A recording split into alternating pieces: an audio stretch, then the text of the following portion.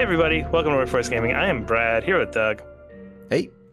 Doug played through the newest game in probably one of your favorite franchises.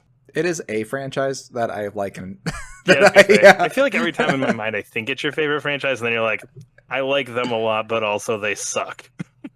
I like them a lot, and also I do have like a light bit of trauma every time I play them. I don't know why. I like these in the ways that people really enjoy movies that scare the shit out of them. Like that's how I enjoy this series. Fair. Like, do I like them? I don't know. They're just part of my life. I'm stuck with them. I am stuck with Yeah. Silent Hill F, the Yep. return to good Silent Hill. Dude. Okay. A little bit of context. Silent Hill F was announced with the Silent Hill 2 remake, Silent Hill F, and Townfall, Yes. which were all announced at the same time. In my head, the Silent Hill 2 remake and Silent Hill F were going to be the crappy ones, and Townfall was going to be the good one. And Townfall is not coming out yet. Isn't Townfall is done by the Stories Untold people, right? It is. Yes. Yeah. So that will be the good high one.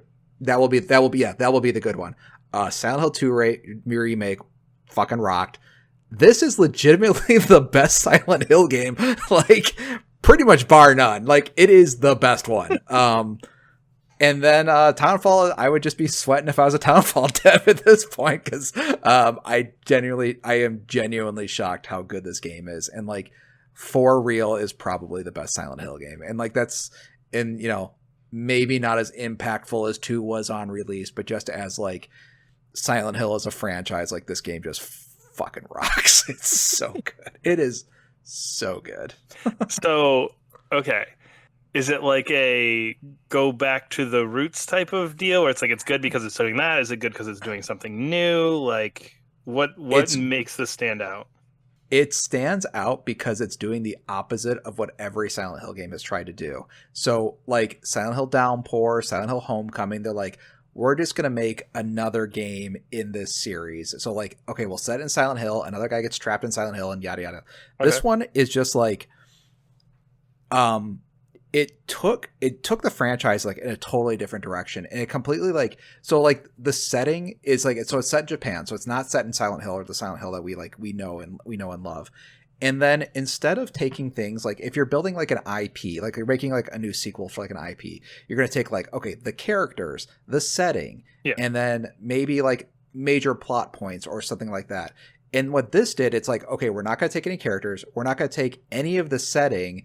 But what instead we're going to do, we're kind of take like the iconography from the series, like the fog will take. Okay, in Silent Hill 1 and 3, there's this aspect of a cult. We'll take that aspect. Just the idea of a cult that's involved in this. We'll take the some ideas from 3 and then kind of like rebuild this game kind of just based on some of those like loose concepts. So it's like, yeah, so it's not like a Silent Hill sequel per se, but it's kind of like this new thing. And I think the thing that makes it really special is that is why Silent Hill 2 is so good. Silent Hill 2 is so good because it kind of like, it took like little bits and pieces from Silent Hill 1, but like definitely did its own thing. Silent Hill 4 similarly did kind of its own thing. And this one feels like legitimately could be Silent Hill 5. Like it just kind of is doing, it's like feels more in line with the series by doing its own thing with the IP. And then it just makes this like, it's like a really magical, really interesting game that I think weirdly fits better into the series because it's doing its own thing than any of the other Silent Hill like attempts between like 4 and whatever. Like this is like the best stuff since Team Silent, like since they like left. It's awesome. Yeah, I think it's just also, it's like one of those games that had low expectations going into it. I was like, Yep. all right, I'll get around to it, and then it just like completely blew me out of the water. I was just so shocked how good this was. Yeah. So it's a Silent Hill game kind of almost like in theme more so than anything. Like Yeah. in your mind, Silent Hill is more of a theme or a concept. Yes. More than like we need to take, I don't even know dude's name from Silent Hill 2, even though I just played that like 8 months ago. Like, Yeah. and I need to take the town. It's more of just like, okay, Silent Hill can kind of be this more or less psychological horror concept franchise more than a specific Resident Evil. We need Raccoon City. We need Umbrella. We exactly. need the. Okay. And so one of the major aspects of Silent Hill in general is that there's usually like a cult involved, but like how a cult would function in Japanese culture is way different than how a cult would function in an American not it's an American game, but like in an American setting. So like Yeah. the American quote unquote Silent Hill, which is still made by Japanese devs, that is more like witchcrafty. And then this one is more like kind of like old Shinto religions, like old gods and that sort of thing. So it's like it's pulling on the idea of old gods, but not old witchcraft stuff, old Shinto gods. It's just really cool how it's playing on things, but just kind of set up the story a little bit and kind of like even the story is like immediately interesting. Is you play as this girl who I have pulled up on the side here because I can never forget remember her name.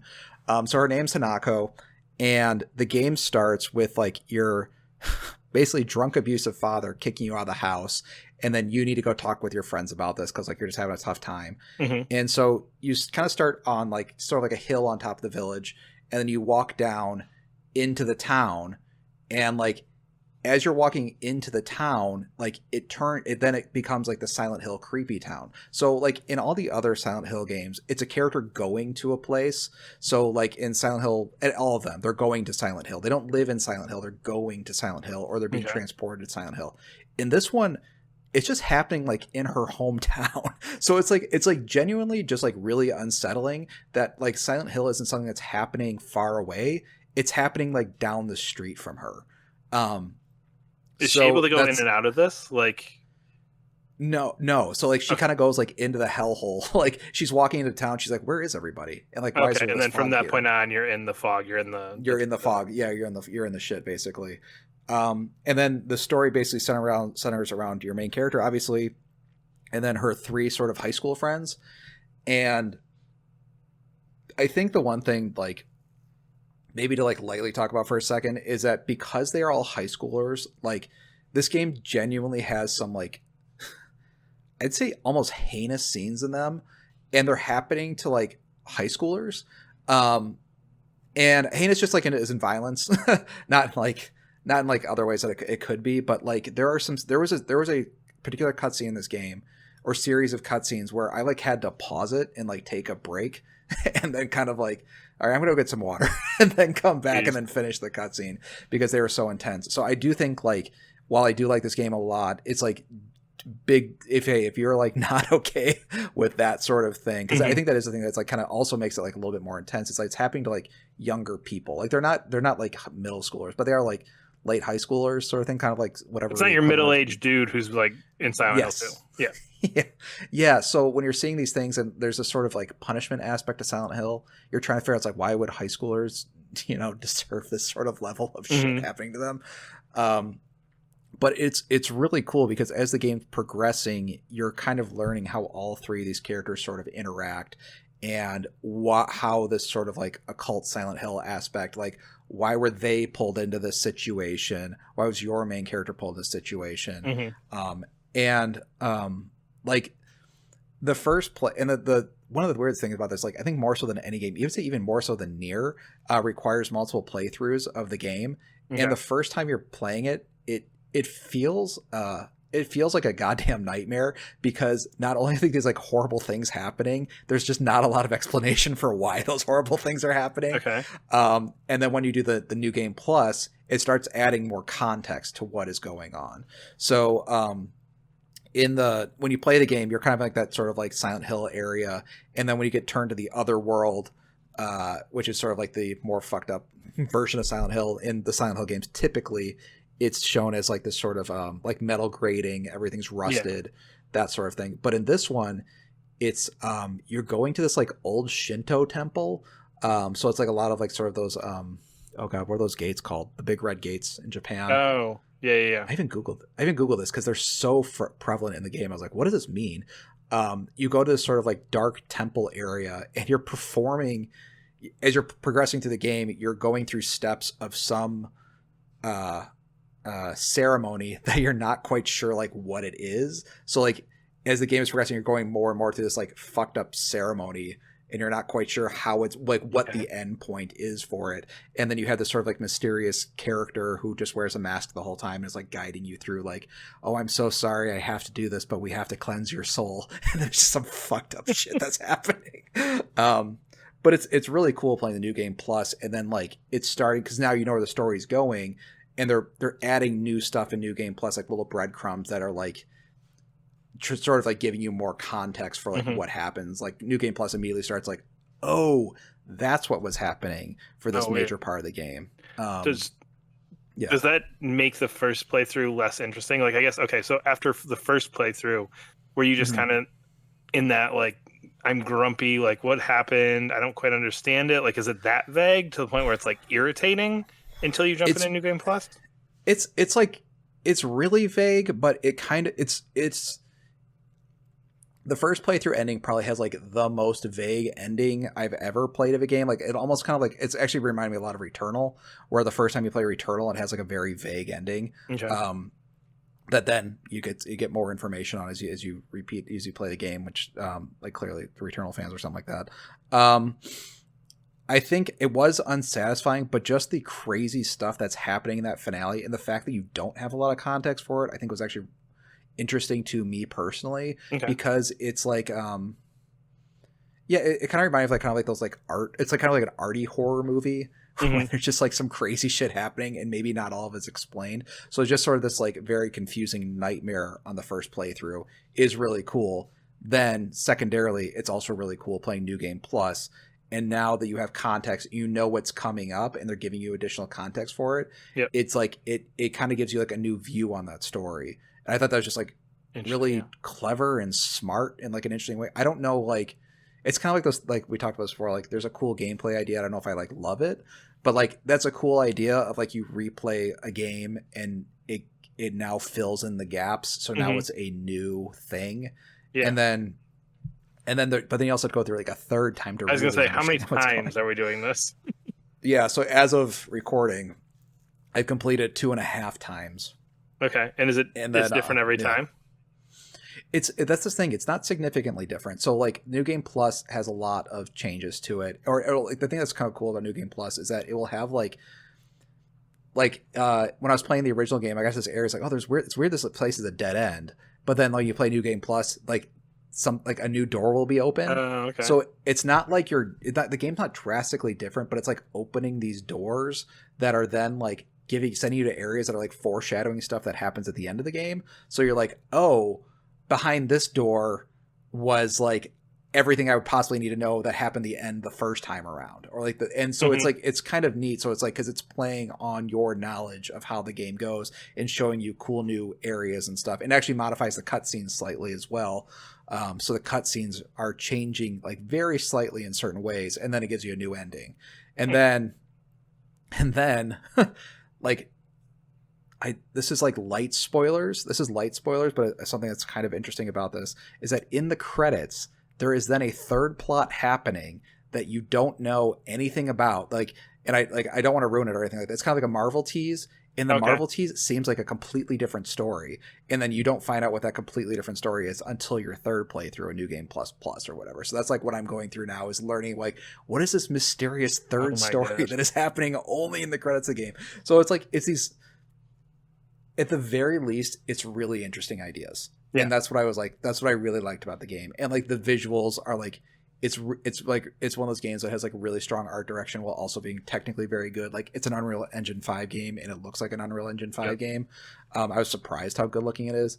I do think though, playing through the game multiple times, like I don't know if the gameplay can sustain that. I was gonna say, I feel like that's always one of the big things every time you talk about any Silent Hill game, is like, but the gameplay. Yeah, well, and it's like, it's not changing enough between playthroughs. Like literally, like on my New Game Plus, like I'm like literally running through the game like as fast as I can. Like it is funny. My first playthrough took 8 hours, maybe 9. My second playthrough took like 5. And now this one, I think I can do it like 2 hours. I think I can like really bust to the end of this game, because I got to see how this all wraps up. But yeah, the gameplay is like, it is classic Silent Hill gameplay. So it's like a third person action game of sorts, where you're walking around a town. You have different like weapons that you're picking up. They're all melee weapons. Yep. No guns, because it's Japan. Yep. Yeah, which made, I was like, why don't like I was actually thinking, I was playing the game, I was like, something's missing. I was like, oh yeah, I can't shoot anything. And then your guns have this sort of like degradation things. Like as you use the weapons more, they'll get less. But then the combat is like good in like a weird way that I feel like doesn't quite work for a survival horror game. I think the best way I could describe it is like a really good PS2 action game. Like Okay. it doesn't, you don't have a lot of moves, but you have like a really nice dodge. Like it's almost like one of those dodges you'd see like in Devil May Cry, where like she does like a swoop, like a sidestep thing, and like a swoosh sort of thing. And the combat has like lock on and stuff. It's like it's weirdly actiony for this kind of tone. And I think that's the reason I was able to get through it like much easier than Silent Hill 2, is that I didn't find it nearly as scary. I think in large part due to the combat. There's a part like near the opening where you don't have any weapons, and I was just like, holy shit, I don't think I'll be able to play this game. But like the second you get a pipe and you can lock on and start like dodging and doing like heavy attacks and stuff, I was like, okay. Like not scary, like kind of like saps out a little bit of scariness. That's interesting, because that was my biggest thing with Silent Hill 2. I was like, this gameplay sucks. Like, that's funny. Yeah. I like this game. This is interesting. This is cool, but my gosh, is this clunky and I don't like it. Like, I think you would enjoy I think a lot of people, including yourself, would enjoy the combat of Silent Hill F a lot more than Silent Hill 2. And I'm the kind of person that, like, Silent Hill 2 has clunky combat because it has to be, you know, like it's not. Because he's just a normal guy and he doesn't know. Exactly. He doesn't know what a lock on is, and exactly. Yeah, and that's the thing. So it was a lot less scary because and honestly, like, the replays are cool. I think New Game Plus was like, it's cool that there's like a few new rooms there, but like all of the cool new stuff happens right at the end. So like you're kind of like, all right, let's get to the end of the game so I can see what happens again, sort of thing. And then like the last chapter is the stuff that where it like really changes. So I was just kind of like bum rushing into the last chapter every time. But yeah, no, it's like, it's such a cool game. And then like the plot and the story is like really intense and really interesting. And I think like a lot of the time is spent, a lot of like your gameplay, this is gonna sound really stupid, a lot of your gameplay is spent like thinking and trying to figure the plot out and like parse together what is happening. So if you don't like your game's highly metaphorical and like mysterious storytelling, then you're in the wrong series. I feel like that is. Yeah, that's true. That's true. Well, like 10 games into this, you should have that idea that that's what you're getting into. Yeah, but it's like, I would say like more so than like even like outside of Silent Hill, it just feels like a whole like metaphorical weirdo thing. And the thing that's weird, because of the combat and stuff, this feels almost like a lost not remake, but like a sequel to a game that never came out in the PS2 era. Like it does feel so much separate than Silent Hill. It feels like it falls somewhere between like the Fatal Frame series and the Silent Hill series, like as its own like unique weird thing. Because the thing is, like, the game comes out so confidently with its weirdo ideas that like it feels like it must have come from somewhere else. But it's like, no, this is just like this thing with like this crazy, because the plot is like, it just doesn't follow the way a Silent Hill plot would, but it just has those sort of markers of Silent Hill stuff. And when it does reference Silent Hill stuff, it does it like in a really smart way, kind of similar to like Alan Wake 2 referencing Control. Like, it knows when to and when not to. Not and just like here's Pyramid Head, everybody, he's here. Here's a big spotlight on him. Do you remember? There was a point when I was like playing the game, I was like, I hope to God this never directly references like the New England Silent Hill town. But it's kind of interesting because like recently with this game, and there was the other Silent Hill game that came out, the free one. I can't remember what that was called. Like wasn't it Short Message or something like that? Yes, that sounds close enough. Like Short Message or whatever. That was interesting because it said Silent Hill stuff happens outside of Silent Hill, because that one happened like I think in Germany or something during like the Cold War era is when that one takes place, and then this one takes place in 1960s Japan.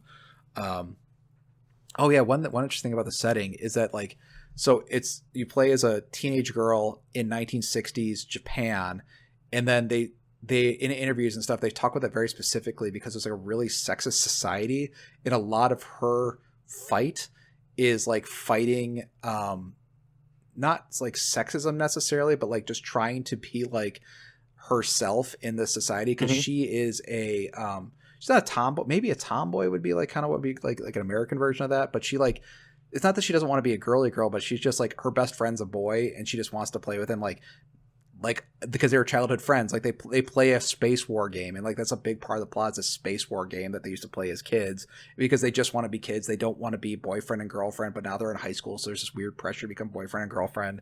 And it has like this really interesting aspect to that, like throughout the story. So it's like, I don't know, man, this game is just so it's so fucking smart and so cool and so confident to the point I was like, who developed this game? And I was like looking at like the list of developers because I was like, and I don't even know the studio I'd never even heard of. I think they did visual novels before this one or something. I know the writer, like the writer's very famous for doing like really long visual novels. But yeah, it just feels like it just kind of came out of nowhere. It's just a really special game. I mean, it's I think just a very special, cool game. It is one of those games where I feel like Silent Hill F, okay, but like 2 remake, like come on now. And this other one, like Stories Untold, I think at the time when that was announced was like had just come out. I was like, that game was really cool if you like a $5 indie like cool thing. And this one was like, okay. Why?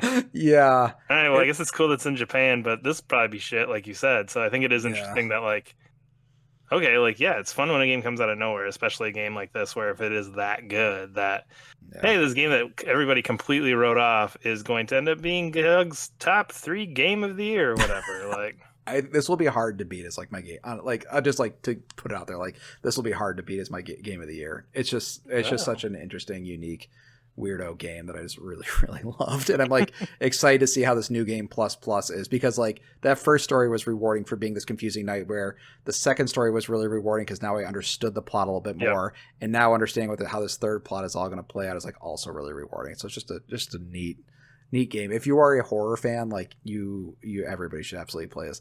And the last thing that's like really cool about the game is that, so when Silent Hill 2 came out, like the Silent Hill series is largely based on a movie called Jacob's Ladder, which is a cool horror movie from like the 1980s. Go watch it if you're a Silent Hill fan. But like all the Silent Hill games, like they stopped making them in like 2004, like the good ones, quote unquote. Mm-hmm. And then this one just has a bunch of inspiration from cool horror movies and horror games from like the last like 20 years. So it's like, it's just Silent Hill with all these new influences in it. Including my favorite game, Devotion. Like one of my favorite games, Devotion, has like cool stuff that like sort of references that. And it's just like, this game is just fucking awesome, man. All right, I'm done. Let's wrap it up. Thank you for Workforce Gaming. We are Workforce Gaming. Subscribe to our channel. Leave a comment below. There's links to support us on Patreon as well, where you can find bonus audios and a poll to vote for a game for me or Doug to play each month. We'll see you later. Bye.